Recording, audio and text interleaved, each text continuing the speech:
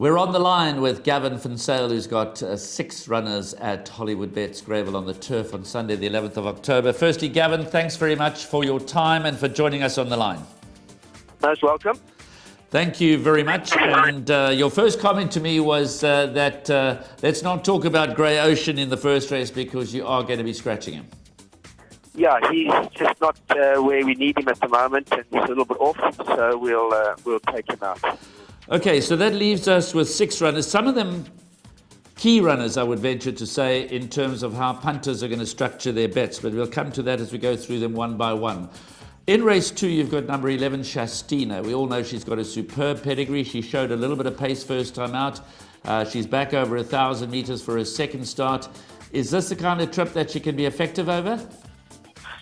Yes, Graham, as you alluded to with her pedigree, there is a lot of speed in her pedigree as well on the female side. After her last race, I just gave a little bit of a break to beef her up a little bit and strengthen her, and she appreciated that. And so I'm quite happy that she's going to go into this race with fresh legs, and she'll be quite competitive. I think she won't be for. She's not necessarily a banker, but she certainly will be competitive, and I would throw into all the exotics. Okay, so number 11, Shastina in race 2, 5-star pedigree, scope for improvement. Gavin's happy where she is, and she will be competitive. Now the third race is the first leg of the pick 6. Number 7, Polygon Shopping, a family that you've done so well with in the past. Now, Jermaine Maharaj has gone out on a limb in the computer form and suggested she is the banker bet for the day. She is the pick 6 banker. She is the best bet on the card. Now, with all due respect to the opposition, you're not facing much, but she still has to get the job done. Is she in the right space to be worthy as a favourite? Yes, we fancied her last time when she reared up in the starting stalls. She showed a lot of greenness and immaturity in her first 2 starts. The first one was at Scottsville with the track. With the winter, you get brown grass and green grass. It doesn't obviously all go brown at Scottsville, and it doesn't all stay green. So she jumped all the patches, and she ran poorly, but there was a good excuse for it. And then her second start, I told Sean Beale, who rode her, that she did that first time out, and she dropped a bit with him around the turn, and he was at her around the turn, and then down the straight she got a bit lost, and then he kept at her, and she actually finished very strongly to finish 3 lengths behind. A creditable run considering how green she'd been in that run as well. And then her third start, she was cherry ripe and unfortunately reared up in the starting stalls, and they took her out. So yeah, she's found another race where she'll be competitive, I'm sure.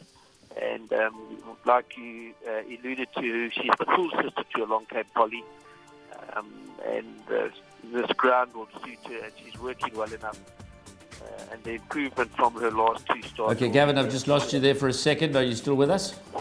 Yes, I'm here. Okay, sorry. Okay, so Polygon Shopping, just to pick up the conversation, obviously you are expecting her to improve. She may not be in the same mold as her sister, but she's got races in her. And so my last question on this, not to put you in a corner, that's not the intention, but just to gauge the confidence. Would you be disappointed in a field like this if she were to get beat? Yes, I would. I think she's pretty close to a banker. She's shown enough improvement, and in this field, I think she's pretty close to a banker. But I would be disappointed outside the first 2. Okay, so let's move on. That's Fighting Talk, and thanks for your transparency. The 4th race is another interesting runner. You've got number 9, Voice of Reason, in what looks to be a very competitive fillies handicap. Now, she has shown promise. She was off the track for a while. Not a bad comeback run. How's she done since? Yeah, her comeback run was on the Poly, and it was her first start on the Poly, and it was a comeback run after quite a long layoff. So we expected nice improvement and back on the turf. Well-bred, well-related, full sister to Vino Veritas at that horse in Hong Kong that won a group race the other day for, I think it was Tony Millard or one of the guys there anyway. So we expect an improvement, and in a competitive race, and she's a type of horse that I would think must be included into all exotics.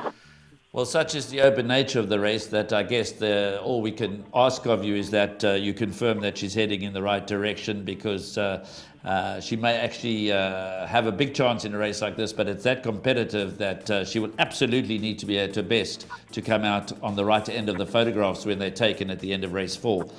But let's go on to race 5, because here could be another key runner. And I'm referring to number 7, Jack in the Box. Again, it's a maiden plate. It's over 2,200 meters. To be frank, the opposition that you're facing are well exposed as being very limited. On the other hand, Jack in the Box has only had one start and showed any amount of promise when placed on debut. What are you expecting from Jack in the Box? Yeah, I'm expecting him to win that race, to be honest with you. So would you suggest that in this race, you've got two key runners as far as the Pick Six is concerned, that both Polygon Shopping and Jack in the Box? We understand racing is racing, and it's not always run on paper, it's run on turf and or poly. But all things being equal, your two runners could shape up as possible Pick Six bankers on a very competitive card. Yes, they could, Graham. Okay, well, we can't ask any more than that. I mean, obviously you're confident that Jack in the Box is going to deliver the goods, so let's move on to race 6. So far, goes the 1,200. Are you expecting much from him? So far is more or less so far, you know. He's there and thereabouts in just about every start. Coming down slowly but steadily in the ratings, and I think it's a type of race probably that's in a rating where he's starting to become competitive. So yes, he's a horse that must go into all exotics, and there's a possible Pick Six horse as well. Not a banker, but it can't leave him out. Okay, then finally, we've kept you on the line for a while now, and again, we thank you for your time. It's very important for us, especially when you've got a couple of key runners through the day and a difficult program. Number 9, Perfect Peter, a little bit of an enigma. You must be pulling your hair out with him, because we're all waiting for Perfect Peter to arrive in full bloom. Yes, no, he's lost his lost his spark on his comeback preparation now, and exactly like you said, I'm a bit lost with him at the moment. He's not where he needs to be. For some reason, I thought he done well last time. He looked well. He'd been working well, and ran disappointingly. I'm putting blinkers on, and I'm going to probably add a tongue tie as well to that. You can't geld him. He's already been gelded, I presume. Gelded, and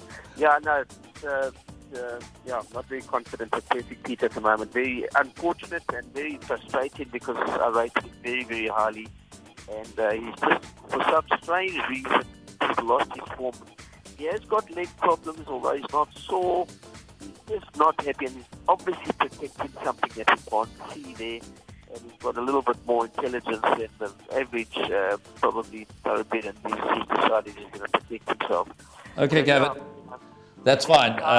I think that obviously we all understand that some of these horses that have got latent talent, latent ability. It's difficult always when they've got these issues. So we thank you for your transparency, we thank you for your time, and we trust you have a wonderful day at Hollywood Bets Gravel on the turf on Sunday. Thanks very much, Graham. Pleasure talking to you, and I hope the punters have a good day and I've been able to help them a little bit. Thanks very much.